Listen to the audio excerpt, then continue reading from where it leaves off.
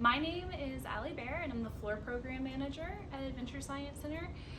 That means something a little different depending on the day. No 2 days are really the same here, just depending on what needs to be done. So for example, today we got this wonderful shipment from 3M. This has all been donated to us, lots of office supplies and things that we use throughout the year. And so today I'm kind of just organizing it, trying to put it away, trying to disperse it throughout the Science Center as much as I can today. So this is our first floor conference room / meeting space / place where we have lunch. Right now it's just overtaken by a lot of materials because we're in the process of doing a big clean out and reorganizing everything. And so we have moved a bookshelf from one wall to a different wall. And so in order to do that, we had to take all of the books off of it. These are our Early Explorer books that we use for story time. So they are kind of in a specific order. They've been organized. So a typical day for me and my team would be we arrive here at 10, and then our first live science show is at 11 a.m. So really from 10:30 to 11, we're prepping for that first show. 10 minutes before the show, we make an announcement throughout the building so that people make their way up to our stage to see the show. We will see a lot more fog throughout the show, don't you worry. Does anyone else want to share an observation about the liquid nitrogen? Yes. Okay. Careful. Okay, I think it's on. I mean, I guess I can try again, but do you think the lid is going to stay on the container? Didn't work twice already. Third time's a charm. Oh. I don't think that lid's gonna stay on the container. Remember, the nitrogen, the liquid nitrogen is boiling, so it's turning into a gas. Now, gas molecules take up a lot more space than liquid molecules. Look how quickly that liquid nitrogen, which I poured into there, turns into a gas. Now that nitrogen gas is filling our balloon. But my friends, when the molecules cool down, they start getting closer together. Ooh, and when they freeze, they get even closer together. But we're not going to turn these molecules into solid, but I have turned those gas molecules into liquid molecules. So my liquid air is at the bottom of this balloon now. Raise your hand if you think that the rubber band will get stretchier when I take its energy away in the liquid nitrogen. Who thinks it might get stretchier? Okay. No? Okay, raise your hand if you think it might get less stretchy or hard to stretch. Okay. Have you ever seen a rectangular rubber band? Now what I did was I flash froze the rubber band. That means I stretched it into this shape and then dipped it into the liquid nitrogen. Liquid nitrogen freezes things so quickly that they can hold their shape. But as you can see, the heat in the air around us is much hotter, and it starts to warm those molecules back up, and then we can stretch our rubber band again. Can I make it? What I'm gonna do is I'm going to pour the liquid nitrogen, which is 321 degrees below zero, into the boiling water, which is around 200 degrees above zero. Here we go, my friends. In 3, 2, 1.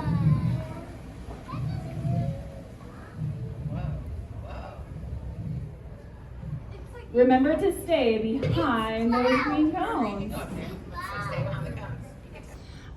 We start our break schedule around noon, and that really goes from 12 to 12:30 or 12 to 1. Our next live science show is then at 1 o'clock. So again, we start preparing for that around 12:30. The show's at 1. We do an announcement 10 minutes before for the building as well. And then after that show, our adventure guides and our exhibit operators are on the floor with the public, cleaning up exhibit spaces, also just making sure all the exhibits are working properly. And really we go wherever the visitors are. So that makes our days very different from day to day, depending on on what the interest is in that day. And then we close at 3 o'clock, and at 3 o'clock we do one last big demonstration outside. So about 10 minutes before 3 we'll start preparing for that. So we do have a schedule throughout the day, but again, it's very different just depending on who's here, how many people are here, and what needs to be done in preparation for the next day. We'll be closing for the day in 3 minutes. Please make your way towards the front doors at this time. Theme of birthday/Halloween/magic show. So for live science, we're doing a magic show, but we're explaining through how every experiment or every magic trick that we're doing has a scientific explanation. So magic is really just a series of science experiments. So we're starting off with 2 chemistry experiments, 2 physics experiments, a math experiment, a card trick that deals with statistics and counting in math, and a biology experiment, optical illusions. The definition I found for magic was about how you use forces and sometimes supernatural forces to kind of make reality seem skewed in some way.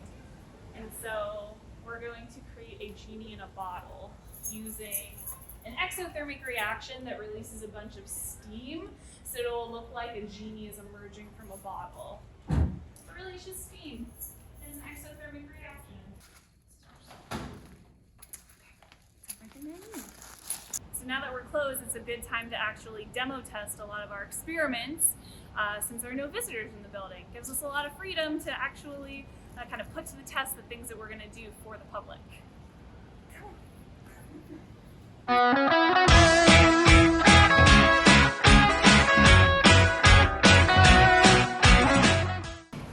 this is our chem lab, so we have to keep it nice and locked up because this is where we keep our liquid nitrogen and our chemicals, our flammable items, our gases, and some of the more dangerous equipment like Tesla coils that we have in here as well. So this is where a lot of the prep happens for the experiments.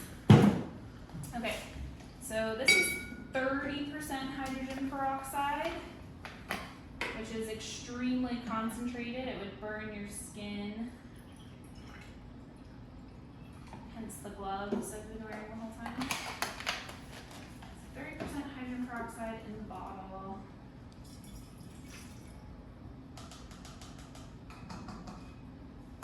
Okay, so here's the part.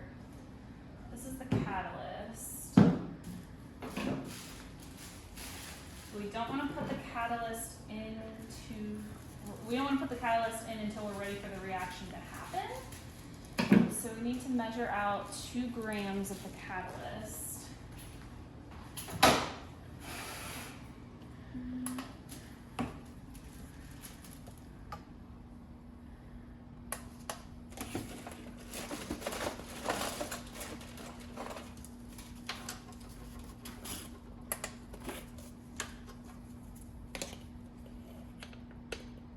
Seems like a lot, maybe not 2 grams.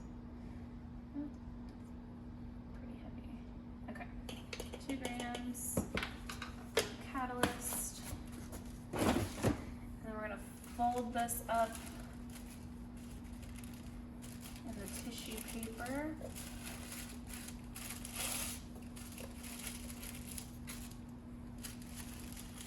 Like that. And then tie it.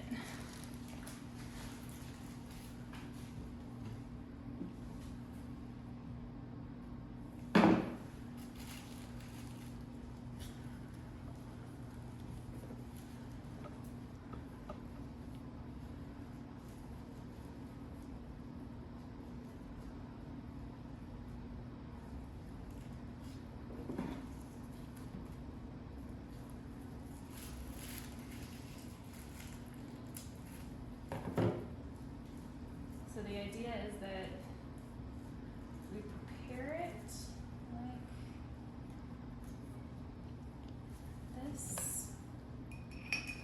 And this bottle, when we do it, won't be see-through. I'm gonna spray paint it so that we can't see through it, and that's part of the trick. When we put the cork on, it holds that string in place. Cut the string. So now when I take the cork off, the catalyst will drop into the hydrogen peroxide, and that should give us our reaction. But we can't do it in here because there are very sensitive smoke alarms in here because it is the chem lab. So we need to take it to a place that is a little safer to do it and where we're not going to set off the alarms. Not that I've done that before or anything.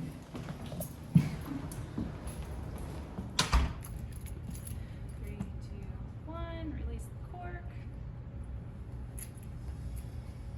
Oh yeah, that's cool. It's a genie in a bottle. I like it. Okay, that's in the show. You made it. Okay. Congratulations, science experiment, you've made the cut. You made the cut.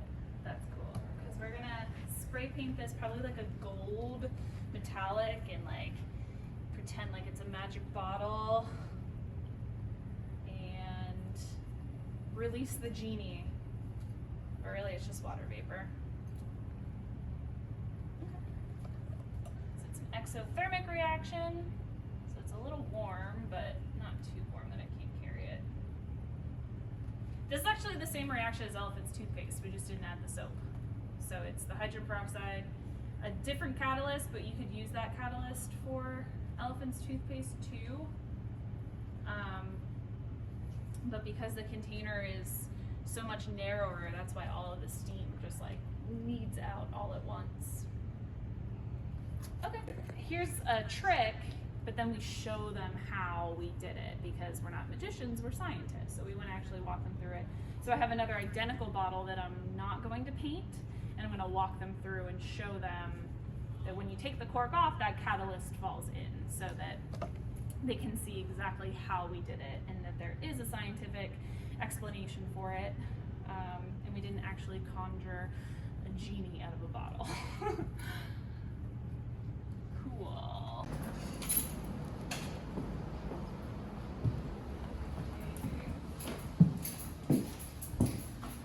Alright, so now that we've done the experiment and it worked and it was successful, now we have to clean it up. That's the not fun part. So this can just be diluted in the sink and go into the sink, and then all of this we will, since we know that this experiment worked and that we're going to be using it for a show, I'll get some kind of bin or some kind of basket to keep all of our materials together here so that it's easy to prepare. The hydrogen peroxide though has to go into our corrosive cabinet because like I said, it could burn a hole through your skin. So this is where we keep all of the corrosive chemicals here and here. Like boric acid, lots of acids and things like that that could damage your skin. And this is where we keep anything that's flammable, so anything that could catch on fire, our alcohols, our hexanes, our acetones, things like that. Keep that nice and locked up as well. Okay.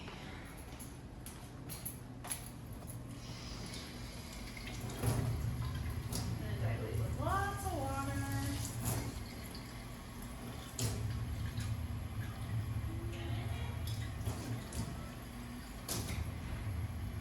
Oh, that was the string. I was like, what is that? That's the string. We don't want that to go down the sink. That'll go in the trash can. I guess it. Yeah, it was awesome though. We have video of it. Disappearing glass in the oil. Straw through a potato. Okay. Have you seen I don't know that? if I've seen that. We just practiced that one yesterday. So if you just use a regular straw, you try and stick it through a potato, the straw bends and it cracks and it doesn't go. But if you put your finger over the straw, you're keeping all of the air in the straw, and so it's giving more structural integrity to the straw, and you can poke it straight through a potato. Very cool. Like goes through the other end. So we're gonna start reintroducing volunteer participation in October. So we're gonna have a small child try to stick a straw through a potato, Perfect. and then we're gonna be like, watch that magic. But physics, because it has to do with the structural integrity and the air molecules in the straw.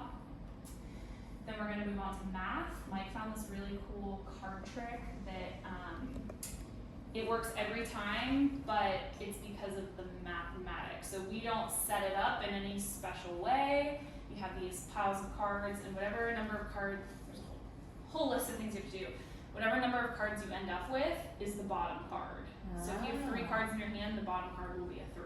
And it works out mathematically every single time. That's cool though. So we're gonna, yeah, it's really cool. So we're gonna talk about how, because what's a magic show without a card trick? There's Right. always some kind of card trick. So we wanted to bring in some kind of math or statistic I love that. Yeah. angle to it.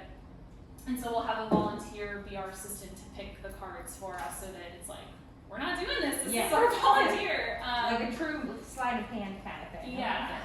And then the last thing we're going to talk about is biology and show a bunch of optical illusions. Oh, I like and it. how the brain is like being tricked. Well, that's what close magic is anyway. It's just Yeah. watch this hand, not this hand. Yeah. It's toothpaste in a jack-o'-lantern, so cut out a jack-o'-lantern and have it ooze through it. Yeah. That's about as far as we've gotten on that one. Hey, that's okay. But it's just going to be different things on the wheel. Spin the wheel. What does it land on? It's not Gotcha. going to be like a scripted show. Very cool. Hopefully we get as many volunteers as we got for Backyard Bash, but I don't know. I bet you will though. We'll have to look and see.